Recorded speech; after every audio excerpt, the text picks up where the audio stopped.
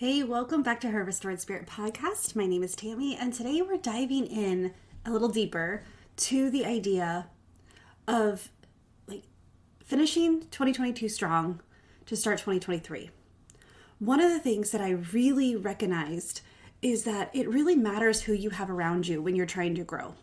It really matters who supports you and that they support you in a way that you need to be supported and encourage you to grow in the way you need to grow instead of in the way that they think you should go, or trying to keep you where you are because of the fears they have for you. So let's dive in today and see why it's important and why the power of the room can really change your life. Here we go. Hi, friend. I am so excited that you're here to check out Her Restored Spirit podcast. If you've gone through something that has left you broken-spirited, maybe it's a divorce, loss of a spouse, or even a child, loss of a job, whatever it is, I know there is restoration in your future. I'm a widowed mom, and I remember what it feels like to emerge from the fog to discover that my loss is not the center of my story, but it actually instilled in me a new hope, a new understanding of faith, and a new strengthening in my heart, soul, and motherhood. I have finally understood that God has taken my test and formed it into my testimony, and that's why I'm here with you. I want you to step into your purpose, into a newfound joy, and to turn a new page in your book, because I believe you are on the brink of full restoration, unlocking a confidence that you didn't know was inside you, and understanding how to live more fruitfully with purpose, joy, and permission to be washed in possibility. It's time, friend, to reclaim your restored spirit.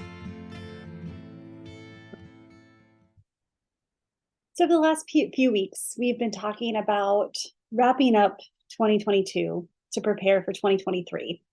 And this episode, I want to do it slightly different because as we're going through those steps, those challenges that I gave you, hopefully you're doing them.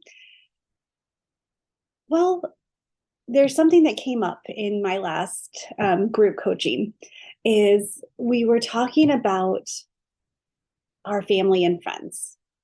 We're talking about the growth that they've had over the last few months and the fact that now this is, it's the holidays, family gets together, tensions are a little bit higher, as well as we're trying to make things magical. And so one of the things we talked about is inside out versus outside in thinking. This episode, so I have a lot of friends who listen to my podcast, and I love you for it. And I have a lot of friends who pick and choose, and it's okay. It doesn't matter. This episode may offend a few people, and that's not my intention. My intention is for you to look at really what is going on and to take care of yourself and take care of your needs and look from within, look from the inside and be outward versus taking all of the simulation, all of the ideas, those indicators on the outside, and then pulling them internally. So hopefully I can explain that better. So what I'm going to talk about today is the power of being in the room. What is it costing you? What is it costing you to stay right where you are? And I know that sounds like a weird question, but what is it costing you to stay in this comfortable fear? What is it costing you to stay and do the same things that you're doing over and over and over and wishing and praying and hoping for something different, but nothing changes if nothing ever changes? What happens when we do take that brave step to make those small changes, to recognize that there's more for us? And by recognizing that, we start to hear, we start to see, we start to feel that dream, that vision, that deep, dark, thing inside, and not dark, but it's deep in you. We start to see that it kind of bubbles up.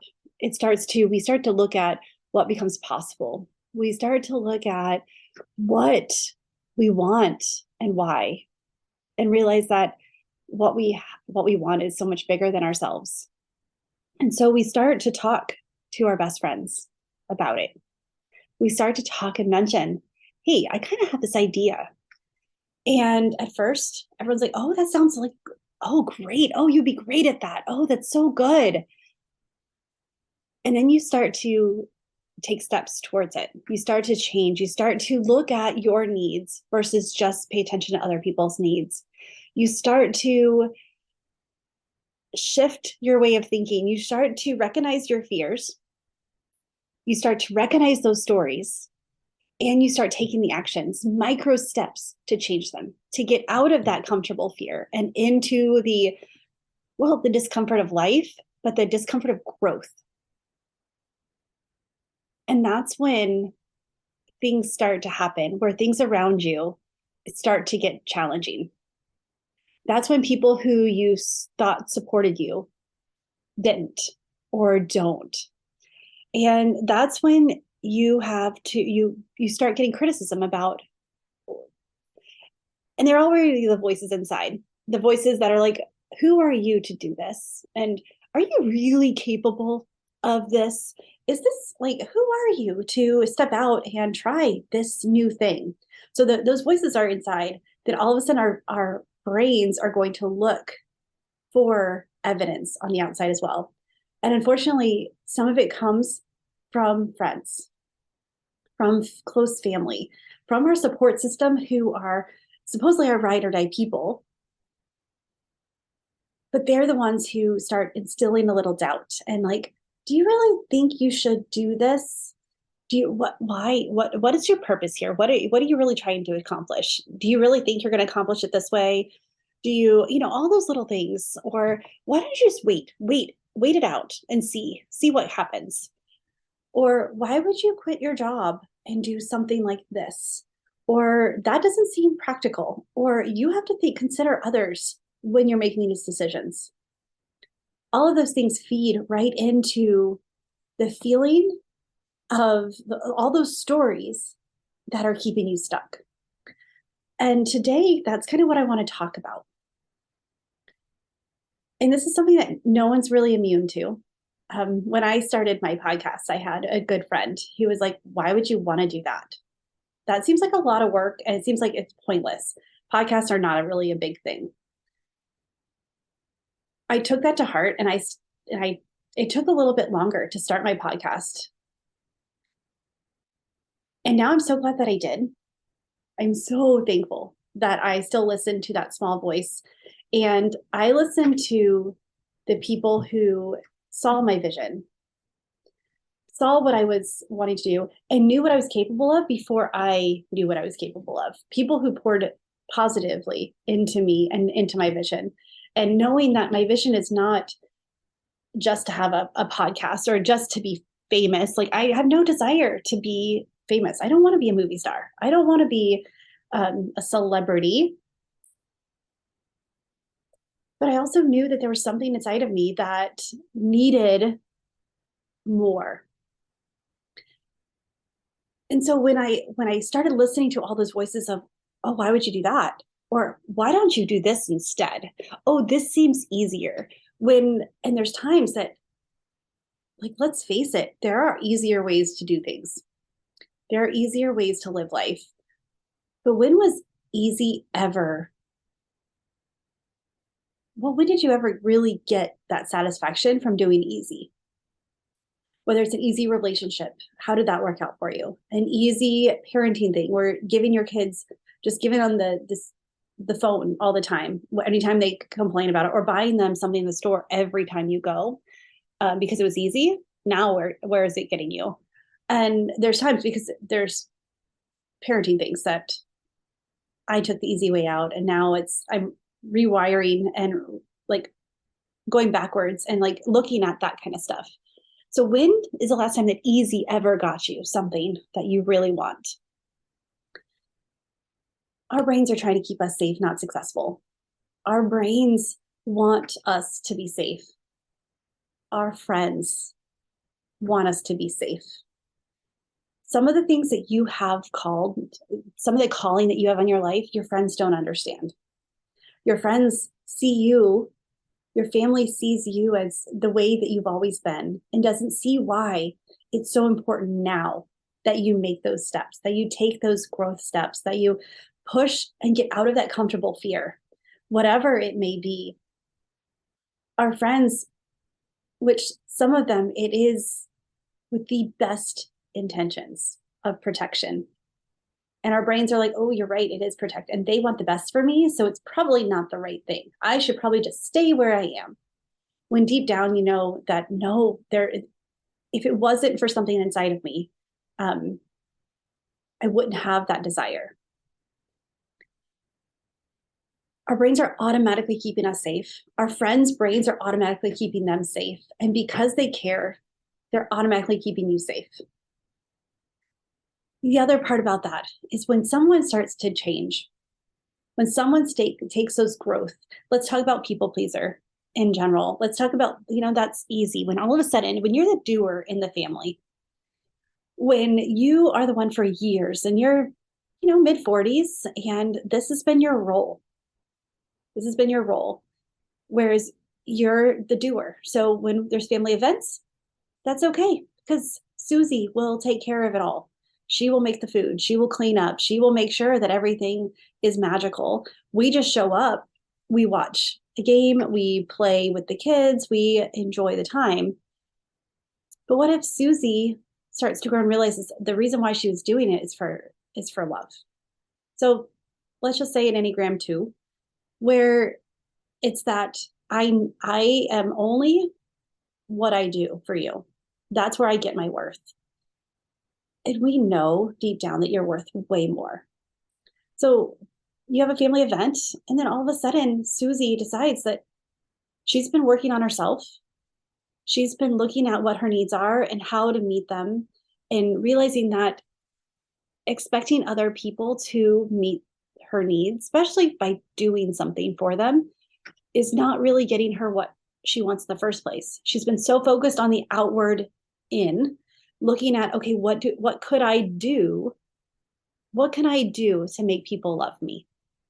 And this is extreme, but follow me here. And what happens if she decides, this time I'm not going to do it all. I get tired. I miss all of the experiences. I can't, like, when I look back at all the Christmases, Susie talks about how she was in the kitchen when everyone was playing with their new toys and missed the funny thing that little Jimmy did with his new blocks. She missed out because she's focused on the doing, which it comes from a good place. But what happens if she decides one day to say, okay, guess what? Like, I'm going to need help in the kitchen. So I will cook. And hey, who wants to clean? Or you guys cook and then I'll clean. But I'm not going to be in the kitchen at all during the cooking. And it throws people off. When you make a change, when you bravely step into something that's unknown, it rocks the boat. Our brains want to keep it harmonious. They want to keep status quo because status quo allows for automations. I know that Susie cooks. So when she says it, I tell her, thank you. I go do this. And that's status quo. That is how things always are. When that changes, that affects everyone else to start looking at, oh, what do you mean we're not? It's not a bad thing to have help. It's not a bad thing to expect other people to help, pick up the chores and do the doing of the holidays, of the family event. But because it's different, it hits people a little different. Fear is first response. Fear of, I don't know how to respond to this. Now, recognize that this is all going subconsciously. We don't recognize that our status quo was just ruffled and the rug was taken under us. It's something simple, but the normal way of dealing with the Susie is different now. And unhealthy people respond poorly. unhealthy people respond poorly. Healthy people sometimes respond poorly. When things happen, when you're surprised, you don't always act in your best light. The problem is Susie saw those changes, saw those responses, and internally took them in as now she's wrong. Do you think she's wrong? I don't think she's wrong. I think she was brave and actually stating what she needed. She was brave and stating the fact that she wants to see the kids play with their toys. She wants to experience and just rest during this family event as well. So this is just an illustration. This is just a story of when one person changes, it changes the dynamics. When your friends change. A lot of times when you want to change, it rocks the boat. It challenges the status quo. They don't know how to respond, and it catches them off guard. That is not your fault. That is not your problem. That doesn't mean you're wrong. It means that things are changing, shifting. And again, we don't always do the right thing, but change, until you start acting, you don't know what the right thing or wrong thing is. And my point in talking about this is that when you look within yourself and you declare that things are going to be different, that you're going to be different, you're going to step into the best version of yourself. You're tired of just going through the motions of life, and you want to experience it to the fullest. You want to be able to show up to your child's game and enjoy the game and not think about work or chores or all the things that you have to do. You're at work and you're enjoying work, and you don't want to feel guilty because you feel like you should be at home. You want to find that balance, which balance is not an equal thing. It's a whole nother conversation. But you want to find that piece of when I'm at home, I'm at home. When I'm at work, I'm at work. When I'm with my friends, I'm with my friends. That I know with confident conviction that where I am right now is where I need to be. That I don't need to be torn between two things, because I have choices and I get to decide. I get to decide what I think about those things. I get to decide what I'm going to do. But to get to that point, there's a lot of things that change, and a lot of these things, these outside in things that are affecting us. And really, we start looking at it and like, oh, well, people around me are responding negatively, or wow, that was an intense response to my change. I must be wrong. It must not be right. Let me just go back to the way things were because it makes other people uncomfortable. Which that's what it is. They are uncomfortable. It's not your job to make other people comfortable. It's your job to find out what you're called to do, to be who you are called to be, because that version of you is who God created you to be. That is what you're here for. And there's actually I have stopped giving permission to people who have not earned it to speak over me. They can still criticize, but I take it with a grain of salt and realize that they are acting out of fear and their own. They don't even know what I'm actually trying to accomplish.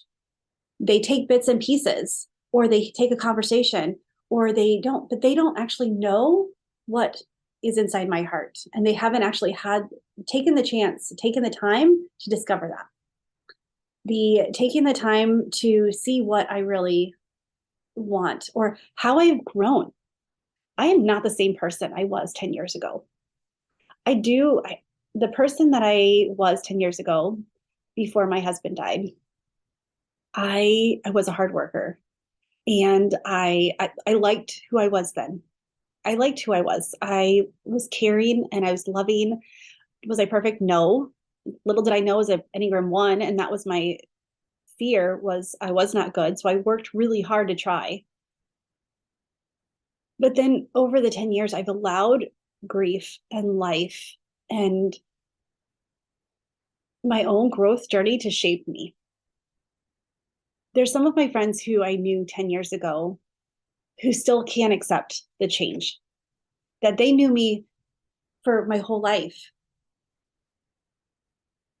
And I love them dearly. But I don't let them speak over my life now. We can joke about the past, we can talk about things, we can still get together every once in a while and share a cup of tea, a cup of coffee. But I don't give people the privilege of giving me constructive criticism if they do not put in the effort or actually try to see and ask me why. Ask me what my intention was. Ask me what the purpose was, or what was I trying to accomplish, because I am not doing everything right. And I know that you're not either, which rest in that, because you'll never get it right if you don't try. You'll never figure out what's going on, what you want, if you don't start trying. But I don't give, because constructive criticism is important. I have a coach who completely called me out on earlier this week on a direction that I was going to go in my business. And she's like, "What are you afraid of? Why are you doing that?" She goes, that's going back to the old way of doing it out of fear. She's like, "What are you afraid of?" And she's like, "I can tell that this question rattled you." And it did. It rattled me. But she had the best intention. And she wasn't trying to tell me what to do. She was trying to ask me those questions of why. Was I acting out of fear? Which I totally was. Totally was acting out of fear and trying to do something that didn't get it appeared to get what I was wanting, but it was, like going slight under, like, it's the back, going a shortcut that is not fulfilling. And so she called me out, and a friend that doesn't know my intention, doesn't know and hasn't listened to where I actually want to go and what I want to do, they are not the best people to talk into your growth. And even I was listening to a sermon a couple of weeks ago, and they were talking about how your friends and family are the hardest people to convince of the change. And it was talking about how Jesus in Nazareth, how even he had to go outside of Nazareth, like his own brother didn't really believe him until after he died, until after he rose again and he saw it. But during it, could you imagine his brother being like, "Oh, you're the same as me. Who do you think you are?" And he's like, "Well, I am that I am." But people don't understand. So if Jesus had trouble with this, why wouldn't we have trouble with this? Why wouldn't we have trouble convincing our closest friends and family that things are changing? And again, it's not always a bad thing. Like many of them do care about you so much. They don't want to see you fail. They don't want to see you uncomfortable. And so this brings me to, how do you get around this? How do you grow consistently, keeping your friends, but not giving them that place of privilege to speak over your dreams, to speak over or to question what you're doing? And this is the power of being in the room. About 2 weeks ago, right after Thanksgiving, I went to San Diego for a mastermind. And if you're not familiar with that, it was with my coach and with a group of women who we are in a coaching group together. Because investing in myself, investing in my dream, investing in you, I know how important it is that I need to be with women who boost me up and say, "Oh, that looks challenging. You got this." Being in the power of being in a room with like-minded individuals who are willing to get uncomfortable, who are willing to try things differently, who are willing to step out of that comfortable fear, and whatever it may be, whether it's fail, which first attempt at learning, whether it's success, whether it's making money, whether it's, growing a following, it's all women who are Christ-centered and they have a mission, they have a message that God has put on their heart to get out to the world. I have it, I pour into that because they pour into me. When I do that, when I am in that room with them, I can see what I'm capable of because I see what they're capable of. And that's what I want for you. That's why it's so important to have a group of women who are all growing. And I'll say grow together, but doing their own thing. Like there's no competition. We're all growing in ways that are unknown to us, but we're willing to listen and say, okay, what's your intention? Okay, you got this. This is what I see deep inside of you that will allow you to get it. And speak life over your vision, your mission, what that calling, that who am I now, that we've all asked, that who am I, or what do I do now? Or what is this thing in my heart that I know something needs to change? Being in a room with women who will call that out and say, I feel that there's something inside of you, is so important. Be in a room that supports you and says, you know what, I saw that you know what happened with your family, Susie? That's because you were speaking your needs, and that's healthy. It wasn't you that messed up. It was their responses. And we can't affect the way other people respond to us. But we can look at how we deal with it and grow from it. So like I have this group of women that group coaching that we meet weekly, and we talk about things like this. We talk about the power of the room and how one change can change everything for us. That's all. One small change is all we really need. And so when you are looking and you're like, okay, there's something more. I know I want to change. I don't want to look at the end of 2023 and think, well, there we go. Another year and I'm in the exact same spot. Another year, I have this calling. I have this dream that's hidden inside my heart and that I did not unlock. So get in a room with people who are all saying yes to themselves, who are saying, yes, I don't know what it means. I don't know what to do. I don't know the how, but I know the why. It's because God's called me to it. I know the who, that it is me, that I get to discover who that is. The what is, well, you get to figure that out too, which is exciting. But the key is being in the room of people who support you. Being in the room and let people say, I see you're changing. Well done. Oh, I see that you're like, what was your intention here? Because what has it costed you to listen to your close friends and family when you know deep down inside that there's something, whether it's you want to start, maybe you want to go to work. Maybe you're feeling you love staying home with your kids, but there's something more there. Or you're at work and you want to stay home with your kids. Or you want to start a ministry, or you want to start a podcast. You want to start a business. You want to start a group of women who support each other. You want to start a Bible study. You want to step out and do something outside of yourself that means something. You're asking yourself, what now and who am I now? What now and who am I now? Find a group of women who are all asking those same questions and are supporting each other. And the good thing is you don't have to look any further, because my Facebook group is women only. And that is where we're going. That is what the intention of it is to look at. And when you're ready, whether you've gone from having school age kids to teenagers, where all of a sudden now your kids don't need you the exact same way. And so you're asking, okay, so I have more time on my hands. I have a different calling to parenting. You start that feeling like, as my kids were growing and I saw how the parenting shifts, I have more time. They're both teenagers. Well, she's about to be a teenager in like 2 months, but I can go to the store and leave them at home. And I can go to the store, I can go out to dinner and leave them at home.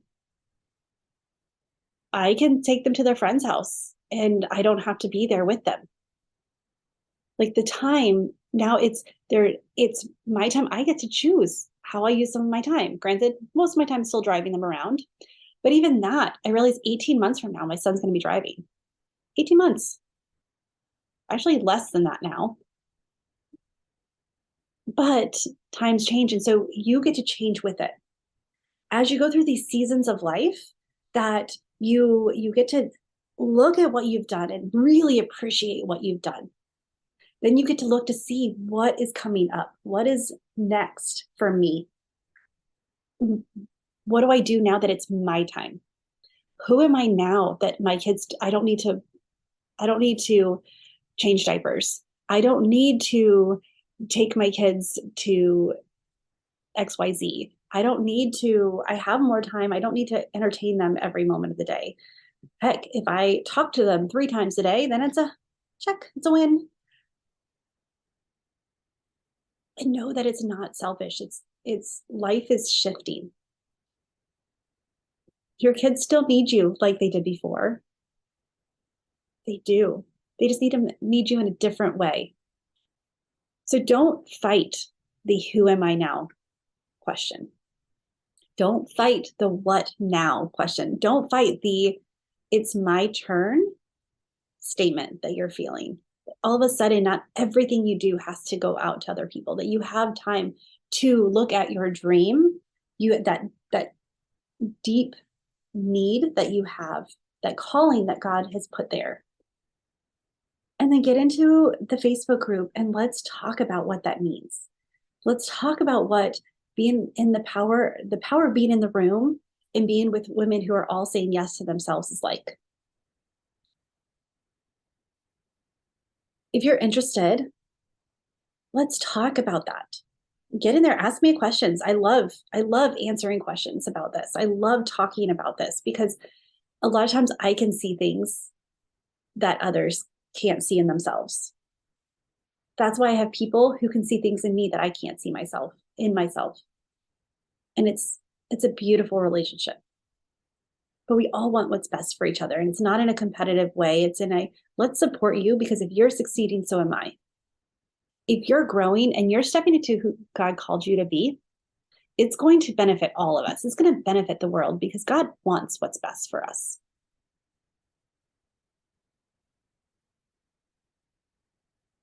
So with that, get into my Facebook group.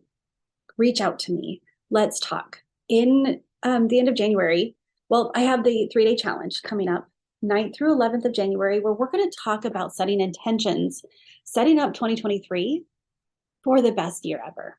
And I know that's very cliche. That's very like everyone right now is doing, vision and goals for 2023. I do them a little differently because I think who you're being is more important than what you're doing. Who do you want to be in 2023? Who do you want to be for your kids? Who do you want to be for your spouse? Who do you want to be for your friends? Who do you want to be for yourself? And when you are that person, the doing comes easy. So get into my Facebook group. I'll have information, get on my mailing list. I'm going to start pumping out information of that. It's going to be held through Zoom and Facebook. And see if you look at the relationships around you. I'm not saying you have to get rid of them, but evaluate which ones get to speak life over you and which ones do not.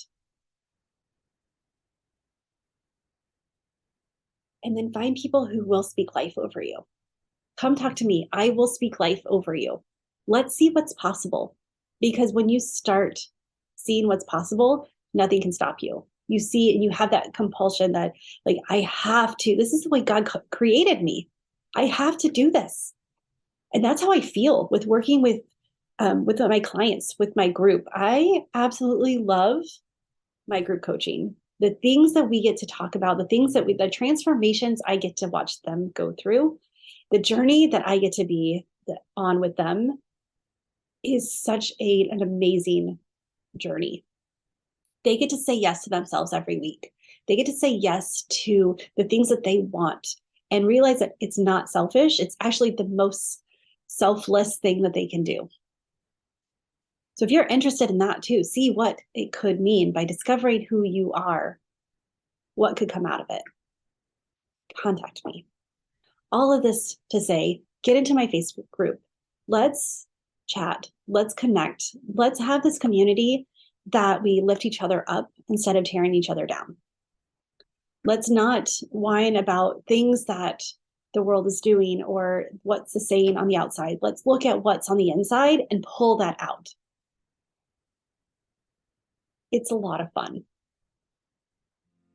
Well, with that, friend, I hope you had a very Merry Christmas, because if you're listening to this, that means you survived Christmas another year. And I hope that you got to experience it and not just go through the motions and do the doing. I hope you got to be involved. And I hope that you really embraced, because we'll never get those days back. But it's never too late to decide that right now, this is the line in the sand, and I'm no longer going to be forced to focus just on the doing, but I'm going to get to be, and I'm going to experience life and experience my family as well. With that, friend, choose joy until joy chooses you.